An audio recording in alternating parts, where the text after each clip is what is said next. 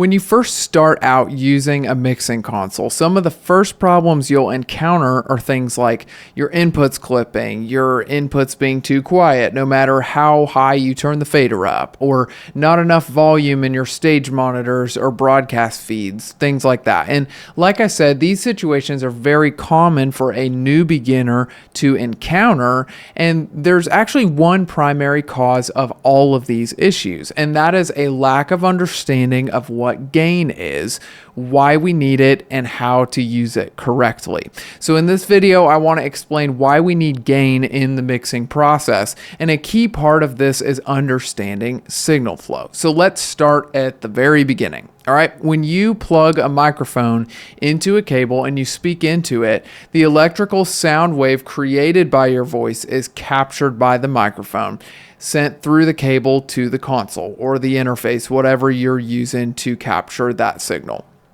The problem with this situation is that the signal in this process, called a mic level signal, is actually so weak that it isn't usable by any of the electronics we use in music production.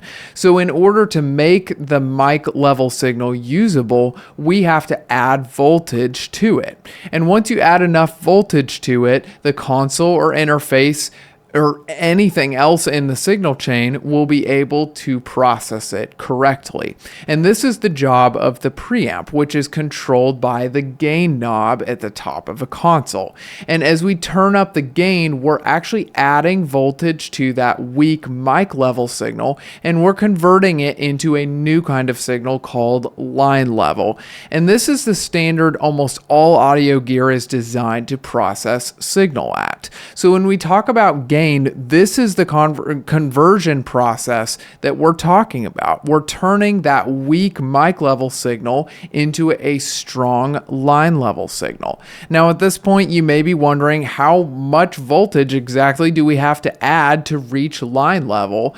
And how do we know when we've actually reached it? Thankfully, most pieces of audio gear actually have meters that make it easy to know when our signal has reached line level. And even though there's several different metering systems out there, you can usually tell when a signal is at line level when it hits 0 or minus 18, or just generally when the meter turns from green to yellow. That's typically a pretty good marker right there. And you'll just have to look up your gear online, see what metering system it uses to know for sure for your situation.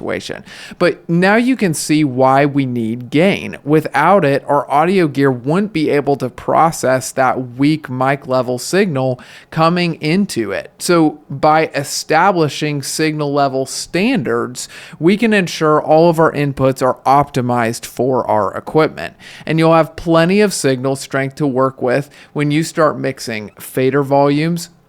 Your inputs won't clip. All of your internal fader groups or console groups will have enough signal to work with, giving your stage monitors or your broadcast feeds plenty of signal to work with, and so on. And the list is kind of endless because gain affects everything else down the line because everything is optimized at line level. So understanding gain is really critical to making everything in the signal chain work correctly. And just as a side note, you may have noticed that I actually didn't talk about volume at all. And that's because when we're setting gain, volume actually has nothing to do with it. Gain refers to the voltage of the signal added by the preamp, not the volume of the sound you hear coming out of the speakers. That's a completely different subject, so don't get those two things confused. So hopefully this was helpful for you. If it was, or if you have any questions, let me know in the comments,